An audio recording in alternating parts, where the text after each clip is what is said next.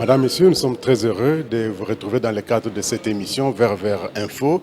Nous recevons dans le cadre de ces numéros spéciaux Maman Dorothée Lisenga. Maman Dorothée, bonjour. Bonjour. Bienvenue dans cette émission. Merci beaucoup.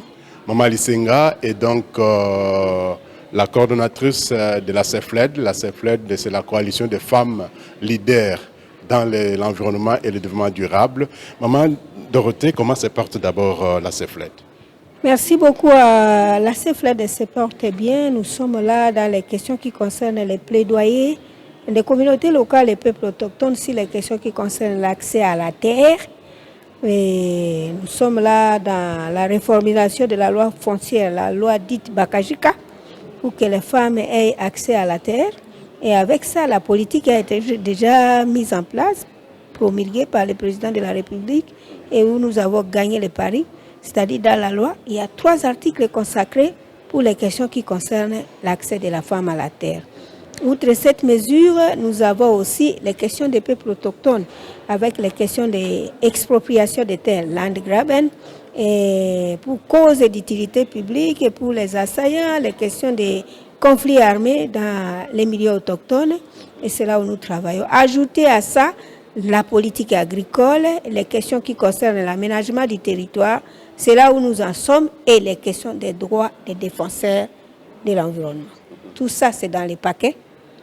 Et en plus, les questions qui concernent le changement climatique et les droits spécifiques des communautés locales et peuples autochtones, de l'enfant, des jeunes et des peuples autochtones.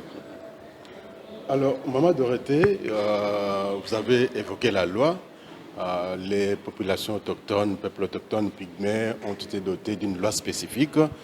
Comment avez-vous accueilli la promulgation d'une telle loi? Nous avons accueilli ça, mais ce sont les autochtones qui ont accueilli ça comme arme de combat et de libération. Et dans cette loi-là, il y a les devoirs, il y a aussi les droits. Les autochtones ont des devoirs, ils ont aussi des droits spécifiques dans cette loi-là.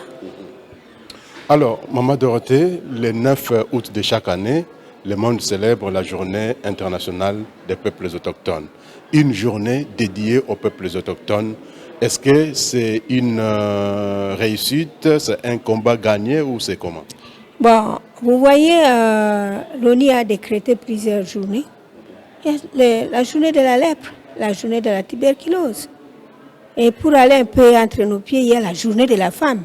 Et le mois de la femme. Et le mois ici, d'août, est un mois dédié au peuple autochtone. Et on va célébrer ça demain, mais tout au long du mois, on va commémorer, il y a un plan d'action avec une série d'activités.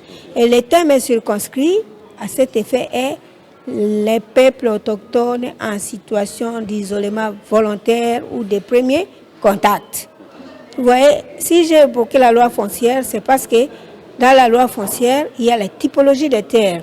Et concernant les peuples autochtones, il y a les terres ou les terres mixtes où les autochtones sont en train de vivre avec les Bantous et les autres communautés. Il y a les terres purement autochtones où on peut trouver un village comme ça, là où il y a seulement les autochtones. Et il y a les autochtones qui se trouvent en situation d'isolement volontaire, c'est-à-dire en pleine forêt, dans les campements. Si vous allez par exemple dans les territoires de Yaouma, vous arrivez dans le secteur Bouma, groupement Bokala, village Yalonde, vous allez trouver que vous allez parcourir au moins 25 ou 30 km dans la forêt de Moé. Et c'est là où ils vivent. Et quand il s'agissait par exemple de la loi, la révision du fichier électoral, j'ai travaillé avec l'ISAED et puis avec la CENI pour que au moment de l'enrôlement, au moment aussi des élections, pour qu'ils arrivent là-bas, parce que ce sont des citoyens congolais à part entière. D'ailleurs, les premiers habitants du territoire national. Bon, je ne sais pas, je ne critique pas la CENI, il faut qu'on fasse des études là-dedans d'évaluation si la CENI est arrivée là-bas pendant l'enrôlement et pendant les élections. Ça, c'est un. Si vous allez encore un peu plus loin, dans la chefferie Mombessa, vous arrivez au village Yassamola. À 15 km de la route principale, vous allez trouver sur la route des villages comme Yayohe, Yalofeko, ainsi de suite. Mais quand vous arrivez à Yasamola, il y a des autochtones qui sont là en situation d'intervalle. Tantôt ils sont à la forêt, tantôt ils sont au village. Mais il y a presque 12 campements ou 11 qui sont en pleine forêt en état d'isolement volontaire. C'est-à-dire qu'ils vivent là-bas. Là-bas même, il y a une école primaire. L'école là s'appelle l'école Bongolou. Parce que les peuples autochtones là, on les appelle pas les Bangolou. Et dans cette école primaire là, il y a les degrés élémentaires et les degrés moyens, avec des enfants, des enseignants qui couplent les deux classes. Et les enseignants sont payés par une tortue, un gibier, les produits forestiers non liés comme les miels, les chenilles. Et pendant les vacances ou bien pendant les week-ends, ils sortent dans les centres extra-coutumiers, au bord du fleuve ou bien au niveau de la mission catholique Mondamba pour vendre ça, avoir les sels, avoir les pacotis et quelque chose comme un babouche et rentrer dans la forêt donner cours. Et cette école primaire-là, nous sommes arrivés même avec les statistiques de ça pour qu'on puisse attribuer un numéro matricule à cette école-là et payer ces deux enseignants-là, peut-être ajouter les enseignants. Et pour qu'ils puissent aussi bénéficier de la gratuité de l'enseignement. Ce sont des questions qu'on peut s'étonner et voir aussi à la ligne quels sont leurs modes de vie, quels sont les états de besoin, quels sont les droits spécifiques qu'ils peuvent réclamer vis-à-vis de l'État congolais ou bien de l'administration du territoire à ce sujet-là. Et je n'ai cité que ce site-là. Voilà les thèmes de cette année. Et voir aussi en rapport avec la CBD, la Convention sur la diversité biologique, que nous sommes allés à Kuming, Montréal, pour pouvoir doter ça avec les 23 cibles, les articles là, et voir les 23 cibles, comment ça rime avec ces populations autochtones-là en pleine forêt. Les questions liées au changement climatique. Est-ce qu'il y a l'abattage des arbres là-bas ou bien la déforestation ou il y a par exemple une société forestière qui est en train d'évoluer là-bas? Les questions qui sont liées à la criminalité faunique, est-ce que c'est le cas? Et là-bas, est-ce qu'on peut faire la conservation hors les aires protégées? Parce que la conservation ici, c'est au niveau des aires protégées. Mais comment on peut faire la conservation là à partir des communautés locales et des peuples autochtones eux-mêmes? C'est tout un tas de choses qu'on peut s'interroger à partir de ces thèmes-là. Les questions de langue. La langue, les langues autochtones qui sont tombées à de ce titre, d'autres qui sont devenues des patois ou des pidgins. En interaction. Ne sont pas promis et c'est resté des langues ésotériques. Vous comprenez? Les questions de communication, au-delà du journalisme moderne et de la communication à base des réseaux sociaux qui sont ici. Comment ils se communiquent là-bas? On peut étudier leur mode de communication. C'est tout un tas de choses qu'on peut aller avec ce thème et décortiquer, avoir maintenant des recommandations adressées au gouvernement, adressées aux partenaires techniques, adressées aux partenaires financiers, à la société civile et à toutes les parties prenantes. Madame Dorothée, le thème est évocateur, il faut le dire, mais isolement volontaire. Est-ce qu'il y a des aspects qui rentrent en ligne de compte pour que ces communautés, ces populations autochtones puissent subir une pression de se déplacer de leur territoire naturel?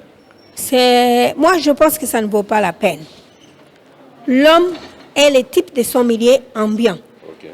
Si nous voulons, par exemple, mener certaines actions, si le gouvernement veut mener certaines actions, il n'a qu'à partir dans leur milieu ambiant pour pouvoir travailler avec les peuples autochtones qui se trouvent là-bas. Il ne suffit pas de les enlever là-bas pour les amener en ville. Et les construire des toilettes en qui, laissez-les dans leur mode de vie. Et ils seront là dans un état naturel, ils seront bien dans ces conditions-là. Ils ne vont pas réclamer l'électricité et tout c'est l'eau comme vous ici. Quand l'électricité part, on dirait que c'est un but qu'on a marqué et tout le monde dit « wow ». Maman Dorothée, journée internationale des peuples autochtones. Les thèmes, comme on l'a dit, il est évocateur, mais en ce qui vous concerne, quels sont les types d'activités que vous entrevoyez organiser en rapport avec cette journée pour marquer, en tout cas, cette année ou ces mois? Tout le monde, comme tout le monde, veut fêter. Quand il y a un certain moment de la vie, il y a des temps durs, il y a des temps morts, il y a des temps où on fête. Demain, c'est la fête et c'est le ministère de l'Intérieur, Sécurité et Affaires coutumières qui a maintenant une direction propre au peuple autochtone qui a pris la charge. Le VPM aura à faire passer un message demain et il y a des invitations, il sera à Tembe na Tembe. Quiconque veut se rendre là-bas, il va voir comment les autochtones vont exhiber les danses, comment ils vont adresser les recommandations au gouvernement, comment ils vont parler à partir de la loi, comment ils vont évoquer par exemple les questions qui concernent le cadre mondial sur la biodiversité, les questions d'aménagement du territoire, la politique agricole et tout ce que nous avons. Les questions maintenant de choix des électeurs, parce qu'il y a eu quand même des autochtones qui ont osé cette fois-ci pour aller aux urnes, mais qui n'ont pas été soutenus et qui n'ont pas été élus. Bon, les raisons sont multiples que nous ne pouvons pas évoquer ici. Tout cela sera dit hier, avec des recommandations en appui.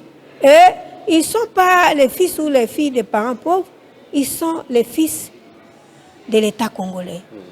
Et l'État congolais saura, à partir de la journée de demain, prendre les recommandations des peuples autochtones. Par exemple, pour les questions qui sont pour la gratuité, le président de la République a décrété ça. Maintenant, il faut que, par exemple, les gouverneurs de province puissent maintenant mettre les circulaires en place pour que là où se trouvent les enfants autochtones, là où sont des écoles, qui bénéficient de la gratuité. Les questions qui concernent la maternité, pour la santé de la reproduction. Le président de la République a dit à un certain seuil, les femmes peuvent aller accoucher à l'hôpital. Parce que ce sont des citoyens congolais qui arrivent. Hein, les jeunes gens, l'avenir de demain. Et maintenant, même quand bien même il y a la pharmacopée traditionnelle, ils peuvent aussi accoucher dans des hôpitaux et dans des centres de santé de proximité. Outre cette mesure, on peut faire la bioprospection, on peut faire la biopiraterie et on peut aussi faire le mixage de la médecine moderne, la symbiose avec la médecine traditionnelle. Regardez les cas de césarienne à perpétuité chez les peuples autochtones, ça n'existait pas. La médecine moderne pouvait aussi puiser de ça. Et l'État congolais pouvait aussi s'en servir. C'est une opportunité, c'est un atout pour l'État congolais. Madame Dorothée, tous les peuples du monde ont des droits et ont l'obligation d'être protégés. Les peuples autochtones ont une loi, on l'a dit, qui protège et qui promeut les droits des communautés, des peuples autochtones.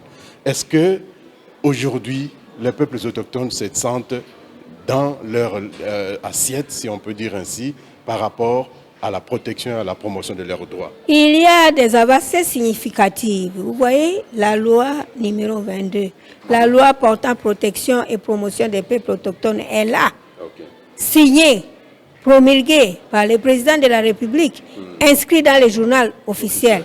C'est une avancée significative. Au niveau des services, des services spéciaux de l'État, il y a un service spécial pour les peuples autochtones maintenant, c'est le ministère des Affaires coutumières. On ajoute là l'intégration des peuples autochtones avec une direction, la direction des peuples autochtones, là où ils peuvent aller maintenant pour réclamer leurs droits, tout ce qu'ils peuvent demander à l'État congolais. Outre cette mesure, les autres 6 ministères de tutelle, comme le ministère de l'Environnement, qui a commencé les affaires sociales et tout ça, prennent la chose à la main. Donc, il y a des avancées significatives. Mais au niveau des terrains, c'est là où il y a des tares. Les tares de la discrimination et de la marginalisation des peuples autochtones, où nous devons travailler très fort pour éviter ça. Le combat n'est pas encore gagné malgré la loi. Oui, la loi est là. Il faut vulgariser la loi. Il faut des mesures d'application. Il faut que les autorités politico-administratives au niveau du Congo profond prennent la chose en main et qu'il y ait aussi l'intégration, aussi la politique de bon voisinage avec les autres communautés locales. Selon les informations, Maman Dorothée, les peuples autochtones représentent 476 millions de personnes réparties dans 90 pays du monde, mais les peuples autochtones sont appelés les premiers protecteurs de nos forêts. Est-ce que ce rôle est toujours joué par cette catégorie de population? Oui, c'est ça les statistiques qu'on donne. Mais j'ai toujours dit, au niveau de la République démocratique du Congo, nous devons aller avec les processus de dénombrement de cette population-là. Parce que entamer le processus de recensement aujourd'hui, il faut des fonds, il faut tout pour que le pays puisse planifier ça. Ce n'est pas un petit travail. Mais si, par exemple, le ministère de tutelle que je viens de citer, ajouter à cela le ministère du Plan, l'Institut national des statistiques, avec certains partenaires au développement comme le Fonds des Nations Unies pour la population, peuvent faire un projet, mettre en place pour qu'on sache le dénombrement des peuples autochtones. Ils sont à combien? Et puis répartis sur le genre, les tranches d'âge. Et puis, on peut avoir des statistiques réelles pour que nous puissions mettre dans des documents ou bien dans des projets qu'on peut implémenter. Mais ce que nous avons comme chiffres, ce sont des estimations. Outre cette mesure, quand vous parlez des problèmes qui concernent la conservation, la protection de la nature, ils sont des champions. Okay. Mais ce travail doit être reconnu par l'État congolais. Et il y a des questions où on en abuse, mais nous devons voir les questions qui concernent les clauses sociales des cahiers de charges, de l'exploitation de chaque ressource naturelle se retrouvant dans les milieux ambiants des peuples autochtones. Les cas d'occupation des terres, l'aménagement du territoire en milieu autochtone, ce sont des sujets-là qu'on doit creuser pour que l'État congolais ait de l'ancrage sur ça dans les milieux autochtones. Alors, les populations autochtones, les peuples autochtones, Maman Dorothée, sont, on l'a dit, les premiers protecteurs de nos ressources naturelles, particulièrement les forêts, mais leurs conditions laissent toujours à désirer. Est-ce qu'il faut un lobby? Est-ce qu'il faut quoi pour que les populations, les communautés locales, les peuples autochtones puissent réellement rentrer dans leurs droits des premiers protecteurs des forêts, de bénéficier des retombées de l'exploitation des ressources naturelles? Ça, c'est une question de gestion. Et la gestion et les questions qui concernent les partages des bénéfices. Lorsqu'il y a, par exemple, une exploitation dans les milieux autochtones, il faut des clauses sociales, des cahiers de charges de cette exploitation-là.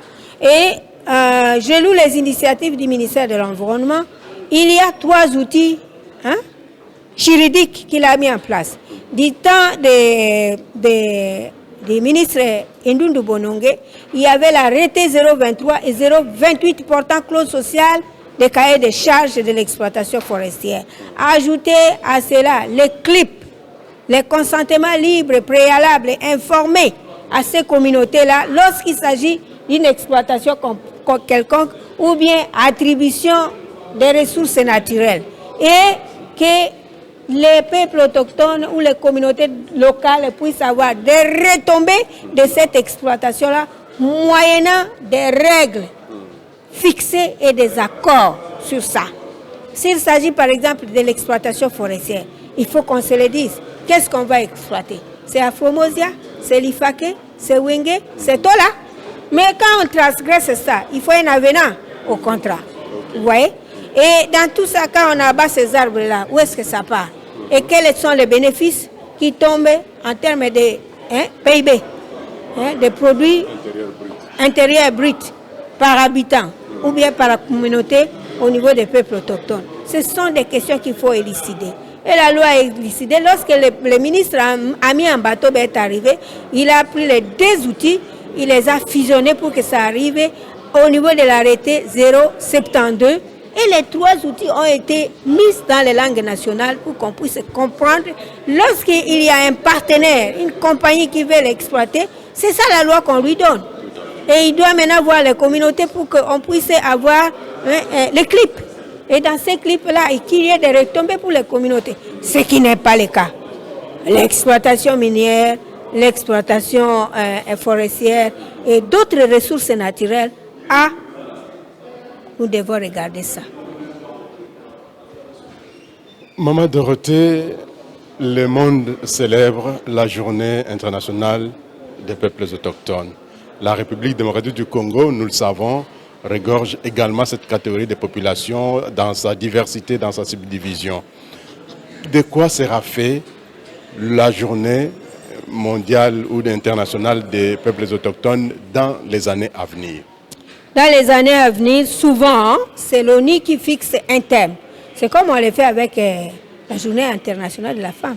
Il y a un thème international. Le thème a été fixé, oui. Et puis après, on va fêter, on va célébrer, et puis c'est un rythme. Non, nous avons dit qu'il y a un plan d'action. Il y aura des activités que nous allons mettre en place à ce sujet-là. Comme maintenant, on peut faire des descentes sur terrain. Comme maintenant, on peut appliquer la CBD. La CBD. Hein? Le cadre mondial sur la biodiversité. Comme maintenant, on peut voir comment le changement climatique est en train de se faire. Comme maintenant, on peut regarder les mines qu'on exploite dans ces milieux-là. Qu'est-ce qu'ils ont comme dividendes? Voilà, il y a un plan d'action. Et l'année prochaine, nous devons suivre la même ligne de conduite. Ou bien, cette année-là, on a dit n'exclure personne. Il y avait une question d'inclusion. Vous comprenez? Et il y a un peu de lumière, hein? Et l'année-là, on a parlé des langues autochtones. Maintenant, il faut qu'on les parle, il faut qu'on puisse faire une description sur les plans morphologiques, morphophonologiques et syntaxe de ces langues-là et les rendre vivantes parce qu'une langue est dynamique et évolutive. Et que les autres langues ne puissent pas les embourber là-dedans. Il faut que leurs enfants, et au fil des âges, puissent s'exprimer dans ça. Parce que on peut apprendre à quelqu'un, il va apprendre par exemple les lingala, comme on dit ici à Kinshasa, français à l'enfant. Mais le français là, l'enfant ne va pas apprendre les expressions idiomatiques ni les proverbes avec les autres à l'école. Il ne peut apprendre ça que dans la culture profonde. Voilà ce qui peut se faire. Madame, c'est la énième célébration de la journée internationale des peuples autochtones. Est-ce que vous avez une idée sur le bilan de tout ce qui a été déjà fait, de tout ce qui s'est passé au cours des années antérieures? Au niveau mondial, j'ai dit qu'il y a des avancées significatives. Lorsque nous allons dans des conférences parties sur le changement climatique, ou bien les questions qui concernent la désertification ou la diversité biologique. Vous allez par exemple voir le Brésil qui regorge des peuples autochtones, les questions, l'Indonésie et les autres, ils viennent en masse. Et avec tout ce qu'ils ont comme culture. Il y a d'autres qui viennent à moitié vêtus. Mais ici chez nous, ça prend l'élan petit à petit et laissons l'État au temps pour que nous puissions évoluer. Il ne faut pas trop bousiller les choses. Comme les Mongos disent, ils coquent l'homme et le kendo. Maman Dorothée, vous allez regarder la caméra et dire ce qui vient du profond de votre cœur en marge de la journée internationale des peuples autochtones. Oui, en marge de ça, il faut maintenant que l'État congolais, dans la gestion de la chose publique, puisse tourner les regards vers ces peuples-là. Et surtout, ceux qui se trouvent en situation d'isolement volontaire ou de premiers contacts. Quand il y a des activités, il faut aussi les regards tournés sur cette catégorie de citoyens congolais. Vous avez entendu le cri de cœur de Maman Dorothée Lisenga en marge de la célébration de la journée internationale des peuples autochtones. Maman Dorothée, merci beaucoup. Merci. Merci à vous également, Madame, Monsieur, qui avez suivi cette émission Vers Info, qui reviendra bien sûr la semaine prochaine avec une nouvelle thématique. Aujourd'hui, nous avons parlé de la Journée internationale des peuples autochtones célébrée le 9 août de chaque année. La prochaine fois, nous aurons à parler d'autres thématiques, peut-être toujours avec Maman Dorothée ou avec un autre ou une autre invitée. Quant à moi, je vous dis au revoir et à très bientôt pour d'autres informations qui concernent l'environnement et le développement durable en République démocratique du Congo, mais aussi ailleurs à travers le monde. Au revoir et à très bientôt.